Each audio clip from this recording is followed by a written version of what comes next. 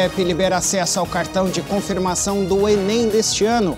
A audiência pública na CCJ do Senado discute cálculos e dados apresentados pelo governo federal para justificar a necessidade da reforma da Previdência.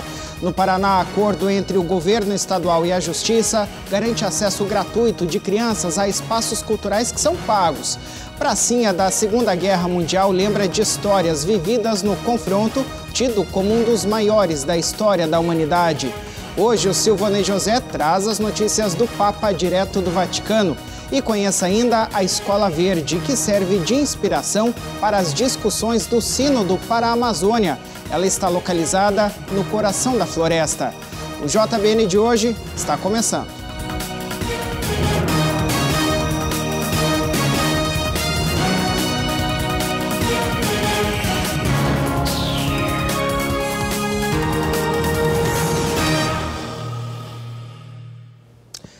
Olá, uma ótima noite para você. Hoje é quinta-feira, dia 17 de outubro de 2019. Você que acompanha aqui o JBN sabe que nós sempre trazemos informações sobre o processo de discussão da reforma da Previdência no Congresso Nacional, né? E ontem o assunto foi alvo de uma audiência pública na Comissão de Constituição e Justiça do Senado. Foram discutidos os cálculos e também os dados apresentados pelo governo federal para justificar a necessidade da reforma da Previdência. A reunião foi iniciada pela presidente da CCJ, a senadora Simone Tebet, do MDB do Mato Grosso do Sul, que logo passou a condução dos trabalhos para o senador Paulo Paim, que é do PT do Rio Grande do Sul, que é o autor do requerimento, para então a realização desse encontro, que foi interativo. Você vai entender o porquê na reportagem.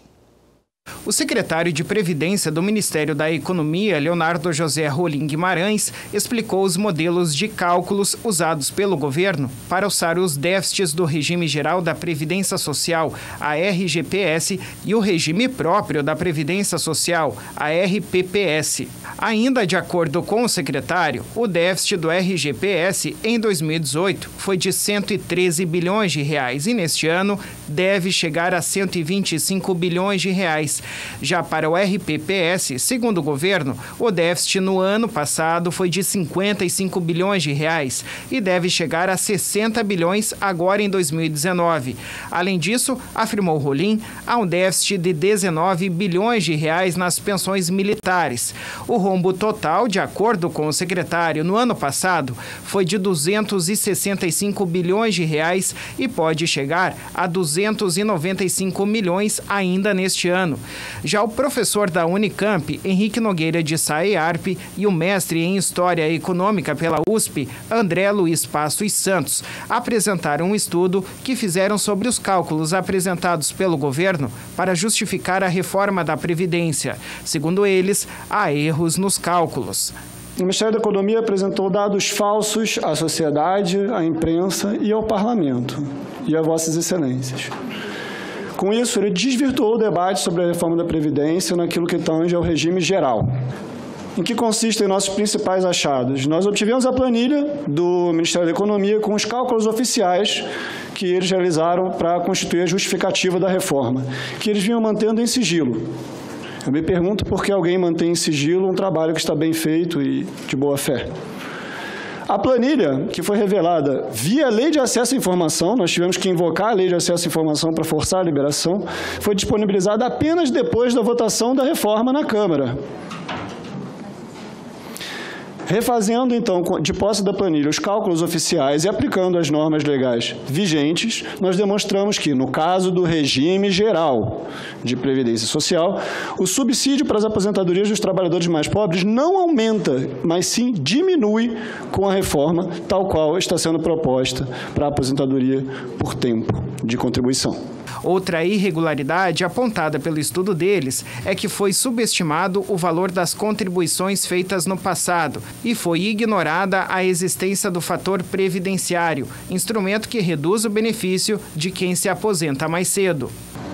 Agora, como essa reforma diminui a desigualdade? A Previdência, do jeito que ela é hoje, ela transfere recursos dos estados mais ricos onde se concentram os trabalhadores que se aposentam por tempo de contribuição, que têm melhores salários, que têm melhores condições de empregabilidade. Encerrando, transfere esses valores para os estados que concentram a população mais pobre, que tipicamente se aposenta por idade. Ou seja, esta reforma ela não vai diminuir, ela vai aumentar a desigualdade. Ele acrescentou que a reforma vai atingir a população mais pobre do país, em especial as mulheres de baixa renda. Ela recebe hoje 2 salários mínimos e se aposenta com 1. Como isso distribui renda? Como isso beneficia os trabalhadores mais pobres? Como? Eu não consigo entender como é que isso distribui mais renda para os mais pobres. Estes são os números. Ainda sobre a reforma da Previdência, o Senado concluiu a terceira e última sessão de discussão em segundo turno da PEC. Foram apresentadas mais 9 emendas que agora serão votadas primeiro na CCJ na próxima terça-feira, dia 22. A votação final está prevista para acontecer no mesmo dia, após essa reunião na Comissão de Constituição e Justiça do Senado. O Instituto Nacional de Estudos e Pesquisas Educacionais Anísio Teixeira, o INEP, liberou acesso ao cartão de confirmação do Exame Nacional do Ensino Médio, o Enem, deste ano. Junto com o local foi divulgado o horário da prova. Para acessar o documento é necessário digitar o CPF e a senha cadastrada na inscrição na página do participante. Somente em 2 horas após a liberação do acesso, foram mais de 1 milhão de consultas aos locais de prova, segundo o INEP. As provas acontecem nos dias 13 e 10 de novembro, 2 domingos consecutivos, em 1.727 municípios. Para esta edição, mais de 5 milhões de inscrições foram confirmadas. Os portões abrirão ao meio-dia pelo horário oficial de Brasília e serão fechados às 13 horas. E neste ano não haverá o horário de verão. O cartão de confirmação é o documento que confirma a inscrição de cada candidato no Enem e traz os detalhes sobre o local de provas. Além do nome da rua e do número do edifício, o cartão também informa, por exemplo, o número da sala em que cada estudante fará o exame. O acesso ao cartão de confirmação é feito apenas pela internet e ele ficará disponível para consulta a partir da próxima segunda-feira pelo site enem.inep.gov.br/participante. O acesso é individual, ou seja, é preciso inserir os dados pessoais e a senha para poder verificar o local de provas. O cartão não é obrigatório nos dias de prova, de acordo com o INEP, mas os organizadores recomendam que todos os candidatos imprimem e levem o documento porque ele facilita o acesso às informações e evita confusões com o endereço e o horário da prova. Fica a dica, né? Olha, o Brasil vem acompanhando nos últimos dias o acidente com o óleo, no Mar do Nordeste. O desastre ambiental já matou vários animais e está impedindo agora também o trabalho dos pescadores na região. Por isso, o Ministério da Agricultura, Pesca e Abastecimento deve antecipar o pagamento do seguro defeso para essas pessoas. As indicações das áreas de pesca prejudicadas será feita pelos estados e as informações serão confirmadas com o IBAMA. O Ministério da Agricultura, Pecuária e Abastecimento vai propor a antecipação do pagamento do seguro defeso para pescadores atingidos pelo vazamento de óleo no litoral do Nordeste. O anúncio foi feito pela ministra Tereza Cristina durante uma reunião nesta quarta-feira, na liderança do governo no Senado. A indicação das áreas de pesca prejudicadas será feita pelos governos estaduais ao Ministério a partir de solicitação das entidades de pescadores. As informações vindas dos estados serão conferidas com o Instituto Brasileiro do Meio Ambiente e dos Recursos Naturais Renováveis, o IBAMA, e então o parecer do Ministério será encaminhado ao Instituto Nacional do Seguro Social, o INSS, que faz o pagamento do seguro defeso. Durante o período de reprodução das espécies, em que os pescadores não podem trabalhar, é pago um salário mínimo por mês de defeso. O mês da antecipação vai depender do período de defeso, que no caso da pesca marinha varia de acordo com a espécie. O período de defeso do camarão, por exemplo, começa no dia 12 de dezembro.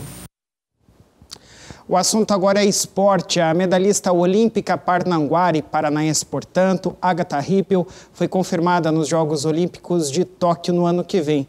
O anúncio foi realizado ontem e o Pierre Andrade tem os detalhes para a gente. A Agatha fez questão de publicar na página que mantém em uma rede social a grande novidade. A confirmação matemática da vaga veio após a Federação Internacional de Vôlei de Praia divulgar o calendário de competições do próximo ano. Fala, galera de Paranaguá! Tô aqui para dizer para vocês que essa bagrinha aqui do coração, junto com toda a sua equipe, conquistou uma das vagas para jogar Tóquio em 2020! Tô em pleno aeroporto aqui, gente. Mas não podia deixar de fazer esse vídeo para comemorar junto com vocês, né? Minha cidade que torce tanto por mim, né? Que curte tanto, compartilha, manda mensagem. Eu recebo muito carinho mesmo do povo parnanguara. Então tô aqui para dividir com vocês essa conquista tão linda do nosso time, agradecer e continuar pedindo, né, gente? Vamos continuar comemorando, vamos continuar aí, que a gente tem muita coisa boa para conquistar. E o nosso primeiro grande objetivo aí foi conquistado, essa vaga para Tóquio. Quem também comemorou a vaga foi Renan Rippel, marido e preparador físico de Agatha, que assim como a esposa, agradeceu a família, a torcida e patrocinadores. Medalhista olímpica nos Jogos Rio 2016, quando faturou a prata, Agatha estará ao lado de Duda na Olimpíada de Tóquio 2020.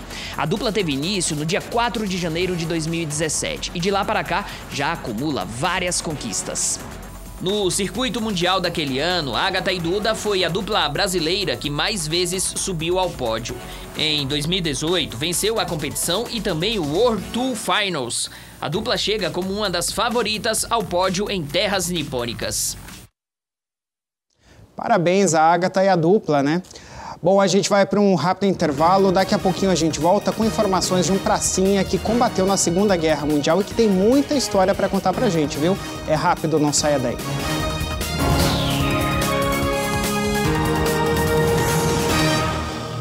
Em 2004 nasceu a Associação Filhos do Pai Eterno, a FIP, e veio com a missão de evangelizar, de espalhar o amor de Deus a todo o Brasil.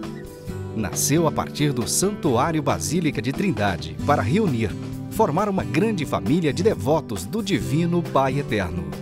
E vive para trabalhar pelo próximo, para a vivência da fé, para mudar a vida das pessoas, se renovando no compromisso de cada um e na prática cristã. E tudo só acontece pelo seu apoio, pela sua doação.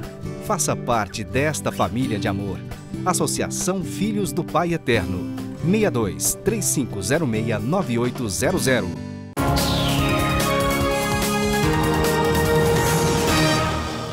Muito bem, estamos de volta com o JBN desta quinta-feira. Obrigado mais uma vez pela sua audiência em todo o país. A gente fala agora de história, viu? A Segunda Guerra Mundial foi um conflito militar que durou de 1939 a 1945 e que envolveu aí a maioria das nações do mundo, incluindo todas as grandes potências, que foram organizadas em duas alianças militares opostas, os aliados e o Eixo. Esta foi a guerra mais abrangente da história, com mais de 100 milhões de militares mobilizados. E o Brasil foi um dos combatentes. Na pequena cidade de Antonina, no litoral do Paraná, nós encontramos um soldado aposentado que contou algumas passagens desse conflito que marcou o século XX.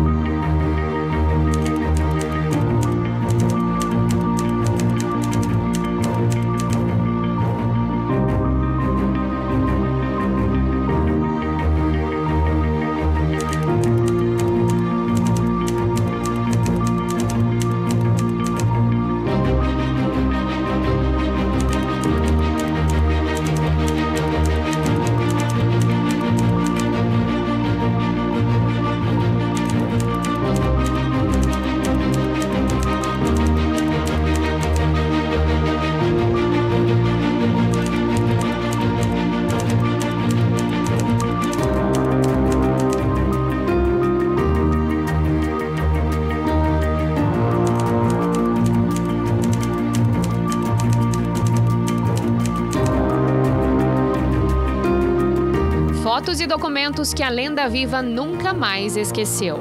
Ele foi soldado da Força Expedicionária Brasileira do 6º Regimento de Infantaria em Caçapava, interior de São Paulo, em 1944.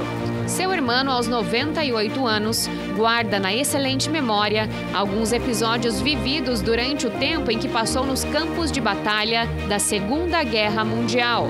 Conflito que aconteceu entre os anos de 1939 e 1945.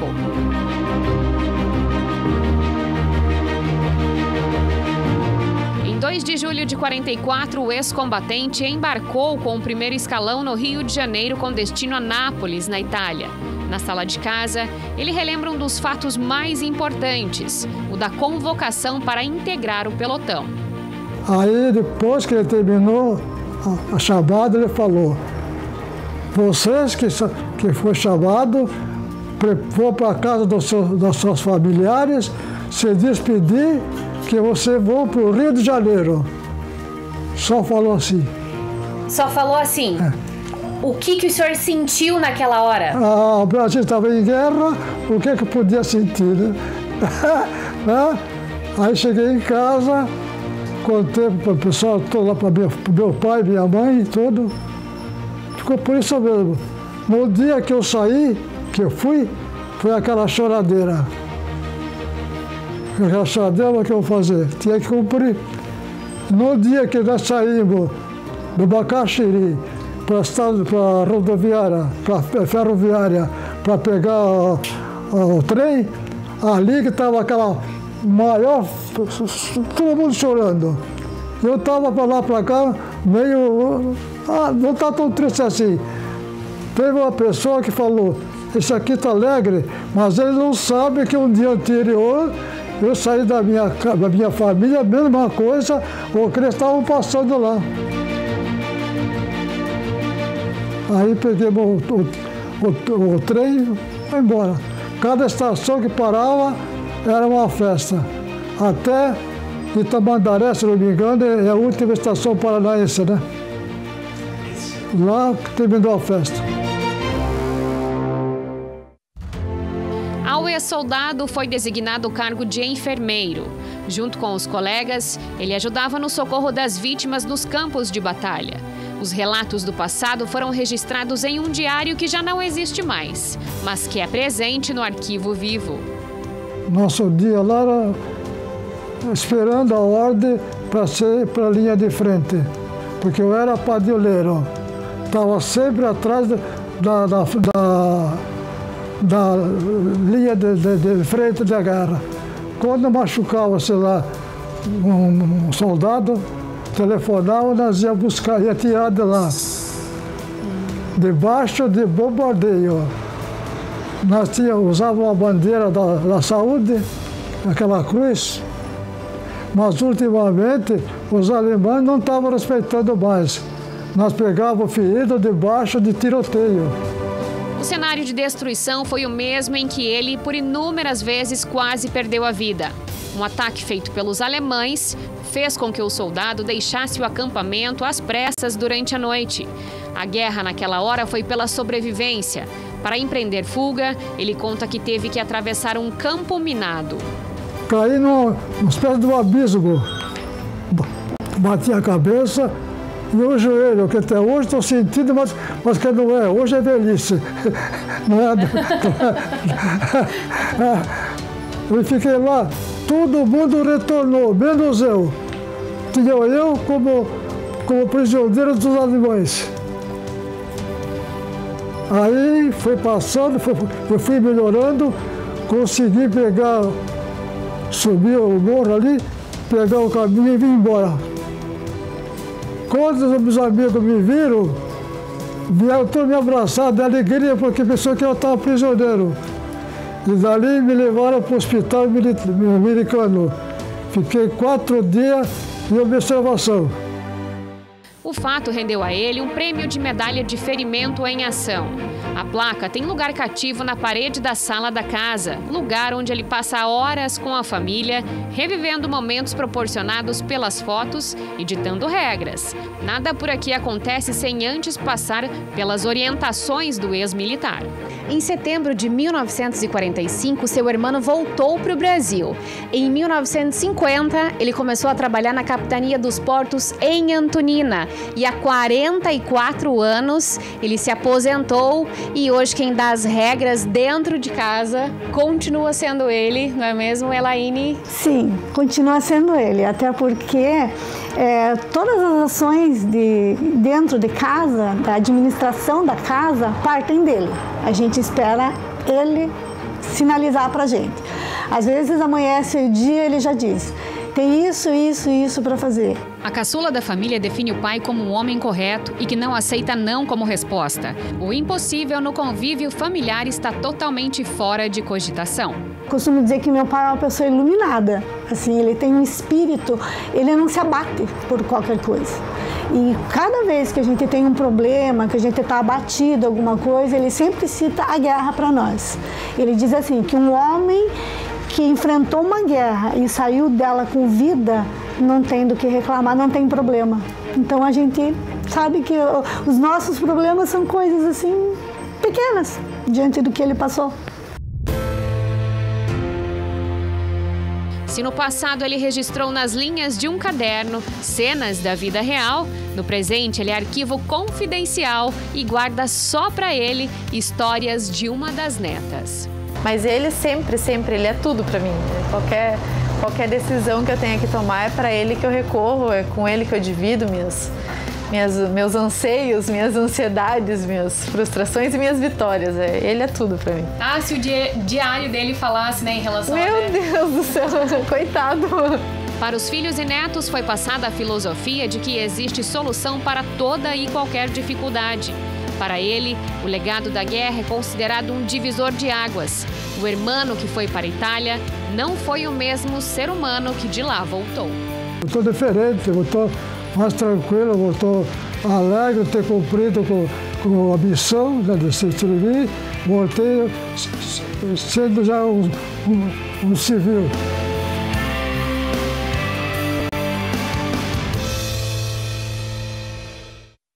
Grande história do seu irmão, hein? Esse é um dos nossos objetivos aqui no JBN, trazer boas histórias também.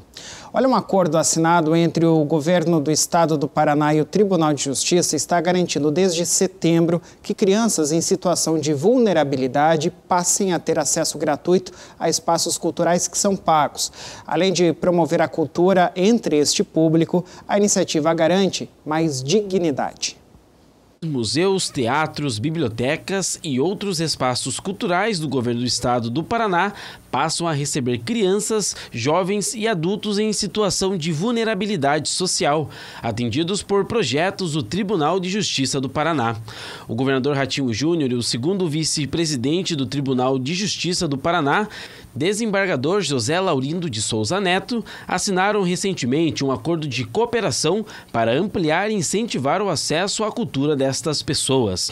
A ação faz parte do projeto Rolê Cultural, iniciativa do Tribunal de Justiça para ampliar a presença em espaços culturais de um público que muitas vezes não tem acesso à arte e à cultura.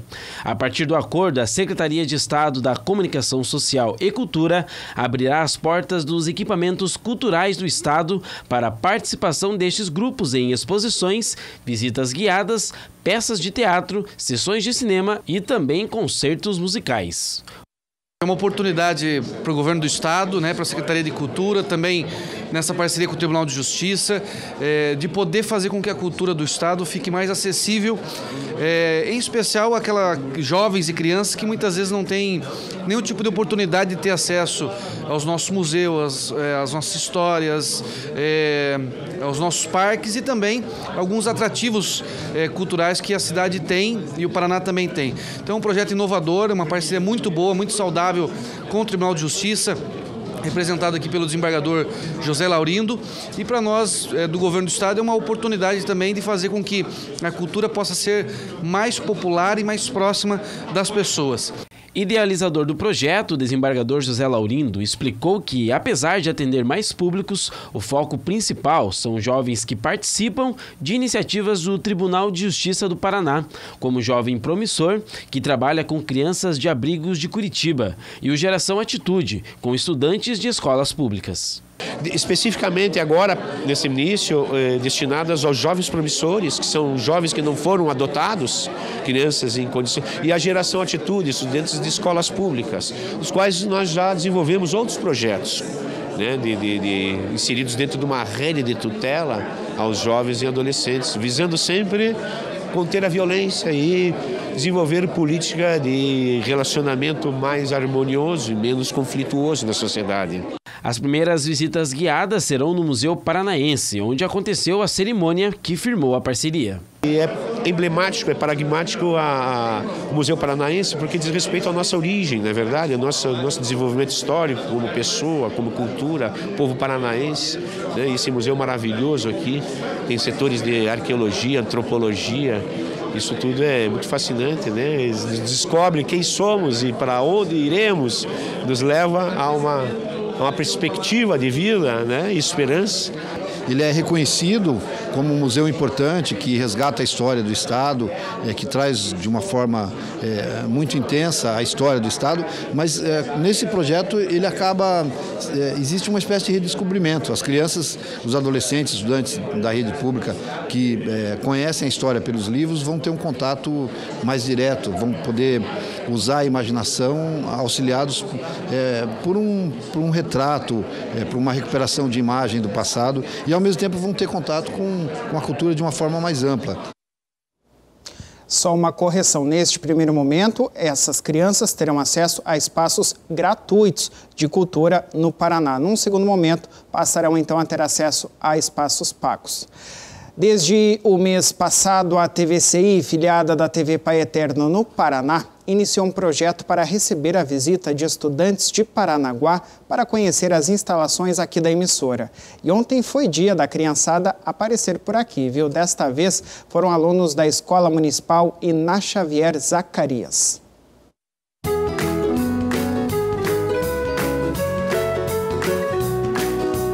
Como de praxe, quarta-feira é dia de recebermos visitas aqui na TVCI. Dessa vez foram os alunos da Escola Municipal Iná Xavier Zacarias que vieram conhecer a nossa estrutura. Por isso eu vou fazer uma pergunta básica. Tem alguém animado aí para conhecer a TVCI? Sim! A animação foi transformada em olhares curiosos e perguntas assim que as crianças foram passeando pelos corredores da emissora. Eles ficaram impressionados com as salas e o switcher, local onde o diretor de imagem, operador de áudio, de GC e de VT ajudam a levar a informação para a casa dos telespectadores. Mas, como já é comum, o ápice da visita foi o estúdio. Eles assistiram um pouco do trabalho do jornalista e apresentador Rafael Paes. Assim que o programa foi finalizado, puderam se divertir no estúdio. Oi, gente. Eu sou a Isabela e a gente é a Escola Iná Xavier. Hoje a gente vai estar conhecendo a TVCI. Óbvio que os pequenos brincaram de jornalismo. Por alguns instantes, foram os repórteres do litoral e puderam entrevistar os colegas da escola. Oi, pessoal. O meu nome é Anwar e eu sou da Escola Iná Xavier Zacarias e hoje eu vou entrevistar a Emily. Oi, o que você mais gostou de todo o nosso passeio? Qual foi o seu ponto mais legal que você gostou? De tudo, porque é a primeira vez que eu venho na TVCI e eu gostei muito de tudo. Agora eu vou conversar com o Matsu para ver o que ele mais gostou de todo o nosso passeio da TVCI. Eu tô achando muito legal o passeio. A parte que eu mais gostei foi a dos computadores, que é a mais técnica. Bom, agora estamos aqui com a Nathalie. O que foi que você mais gostou do passeio aqui na TVCI? E primeiro é porque estar aqui, primeiro porque eu nunca vim aqui e por estar assistindo o Rafael. E teve aluno que deu entrevista e depois decidiu entrevistar o amiguinho. Então, Marlon, o que você mais gostou? Eu gostei mais das partes da maquiagem, das roupas. E o que você quer ser? Jogador de futebol. Palmas para eles dois e, é claro, para os pequenos visitantes. É sempre uma honra gigantesca receber os alunos aqui na emissora.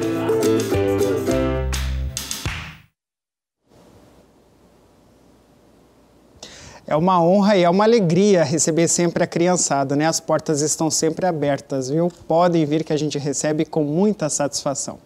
Olha, nós vamos para mais um intervalo e já voltamos para te mostrar a Escola Verde, essa que você vê nas imagens e que fica dentro da Amazônia. As irmãs que cuidam da instituição querem que ela sirva de inspiração para as discussões do Sínodo para a Amazônia que acontece no Vaticano. Nós já voltamos.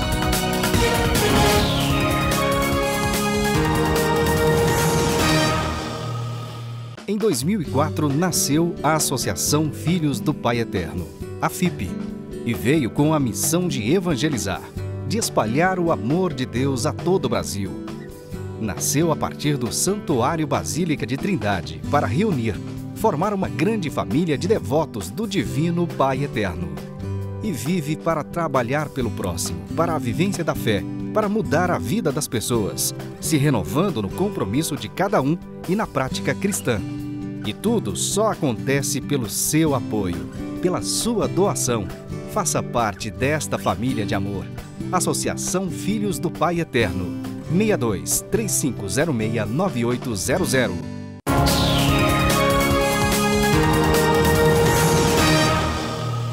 Estamos de volta com o JBN desta quinta-feira e vamos agora às notícias do Papa, direto do Vaticano, com o correspondente Silvonei José. Alô, amigos da TV Pai Eterno em todo o Brasil. Enquanto continuam aqui no Vaticano os trabalhos do Sínodo dos Bispos dedicado à região panamazônica, ontem, quarta-feira, o Papa Francisco convidou os fiéis a aprenderem de Pedro que um evangelizador não pode ser um empecilho para a obra criativa de Deus, mas alguém que favoreça o encontro dos corações com o Senhor. Francisco prosseguiu o ciclo de catequese sobre os Atos dos Apóstolos na audiência geral na Praça São Pedro, que teve como tema Deus não faz diferença entre as pessoas, Pedro e a efusão do Espírito Santo sobre os pagãos. A viagem do Evangelho no mundo, que São Lucas narra nos Atos dos Apóstolos, é acompanhada pela suprema criatividade de Deus que se manifesta de forma surpreendente, frisou o Papa, destacando que o Senhor deseja que os seus filhos superem toda particularidade para se abrirem à universalidade da salvação. Esse é o objetivo, pois Deus quer que todos sejam salvos. Aqueles que renasceram da água e do Espírito são chamados a saírem de si mesmos e se abrirem aos outros, a viverem a proximidade, o estilo do viver juntos, que transforma toda a relação interpessoal em experiência de fraternidade. Pedro é testemunha desse processo de fraternização que o Espírito quer desencadear na história. Pedro, protagonista nos Atos dos Apóstolos junto com Paulo, vive um evento que dá uma virada decisiva na sua existência. Enquanto reza, tem uma visão que é como uma provocação divina que desperta nele uma mudança de mentalidade. Ele vê uma toalha grande que desce do alto com vários animais, quadrúpedes, répteis e pássaros, e ouve uma voz que o convida a comer aquelas carnes. Como um bom judeu, Pedro reage dizendo que nunca comeu nada de impuro, conforme pedido pela lei do Senhor. Então a voz rebate com força: não chame de impuro o que Deus purificou. Com esse fato, disse o Papa Francisco, o Senhor quer que Pedro não avalie mais os eventos e as pessoas de acordo com as categorias de puro e impuro, mas que aprenda a ir além, a olhar a pessoa e as intenções de seu coração. O que torna o homem puro, de fato, não vem de fora, mas de dentro, do coração. E isso Jesus disse claramente. E o Santo Padre enviou ontem, quarta-feira, uma carta ao diretor-geral da FAO, Sr. Ku Dangyu, por ocasião do Dia Mundial da Alimentação, celebrado ontem, e que esse ano deu maior ênfase a uma alimentação saudável e sustentável. Em sua carta, o Papa recordou que, todos os anos, o Dia Mundial da Alimentação ressoa como um grito de muitos de nossos irmãos que continuam a sofrer pelas tragédias da fome e da desnutrição. De fato, apesar dos esforços nas últimas décadas, a Agenda 2030 para o Desenvolvimento Sustentável continua sendo um programa a ser implementado em muitas partes do mundo. Para responder a esse grito da humanidade, disse Francisco, o tema proposto esse ano pela FAO, o Fundo das Nações Unidas para Alimentação e Agricultura, nossas ações são o nosso futuro. Uma alimentação saudável para um mundo fome zero. Francisco ressaltou que a alimentação deixa de ser um meio de subsistência para se tornar um canal de destruição pessoal. Entre os 820 milhões de pessoas que passam fome, quase 700 milhões estão acima do peso, vítimas de maus costumes alimentares. Isso não acontece apenas entre os povos ricos, mas agora também entre os que vivem em áreas subdesenvolvidas, onde se alimentam pouco e mal. Papa Francisco concluiu a sua carta ao diretor-geral da FAO, recordando que a luta contra a fome e a desnutrição jamais acabará, enquanto prevalecer a lógica do mercado, que visa apenas o lucro a todo custo e reduz os alimentos a um mero produto comercial, sujeito a especulações financeiras. O objetivo principal, diz por fim o pontífice, deve ser sempre a pessoa humana e sua alimentação diária. Não devemos acumular e desperdiçar o pão dos pobres. De Roma, para a TV Pai Eterno, Silvanei José.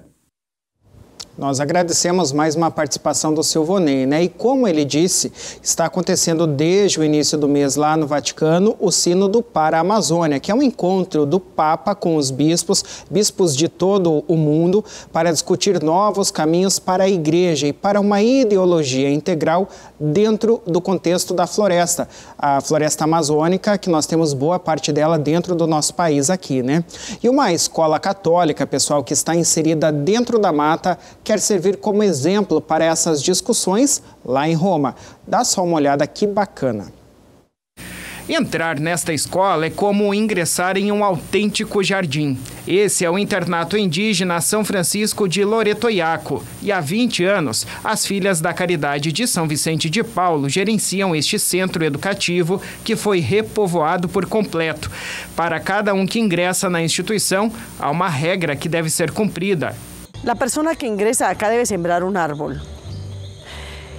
Hay 3 dimensiones de este plan oxígeno.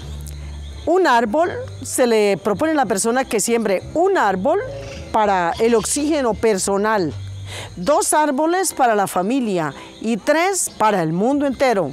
E assim cumpriram os mais de 400 alunos, meninos e meninas, que estudam neste centro.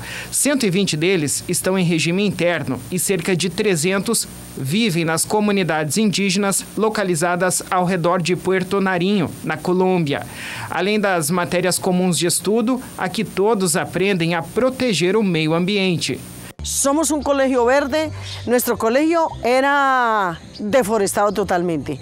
Ya lo tenemos reforestado desde hace, más o menos iniciamos el proceso de reforestación, más o menos hace unos 17 años. Por lo tanto, hemos sembrado ya más de 14.000 árboles solo en esta zona. Pero también promovemos por las comunidades donde trabajamos, porque esto son culturas étnicas, las cuales le estamos enseñando a que amen el medio ambiente, a que amen sus plantas, a que las descubran, a que las conozcan. Por isso, os alunos são cada vez mais conscientes de que o desmatamento da Amazônia compromete o seu futuro e a própria cultura vinculada à natureza. Edelmira é uma pioneira que há anos ensina às novas gerações os princípios da encíclica Laudato Si, a carta do Papa Francisco. Vale a pena luchar por las culturas, por toda la biodiversidad. Al no tener la gente la posibilidad económica, pues la gente continúa deteriorando el medio ambiente. Pero si la gente tiene la posibilidad de tener otros medios para poder subsistir, serán los protectores y serán realmente aquellas personas que van a permitir al planeta cuidarlo de manera responsable y sabiendo que definitivamente estas culturas, para que sean grandes, deben quedarse acá, viviendo en su territorio y amando su territorio, y su territorio es verde. Entonces a eso es que le tiene que apostar a igreja e o mundo. A Escola Verde quer ser uma mensagem para o Sínodo, para que em Roma se saiba que tudo o que se semeia fértil na terra amazônica, com um pouco de atenção e dedicação, sempre germina e floresce. E assim a gente espera que aconteça, né? Olha, essas foram as informações de hoje aqui do JBN. Muito obrigado pela sua audiência e a gente volta a se encontrar amanhã, às 8 da noite. Até lá então.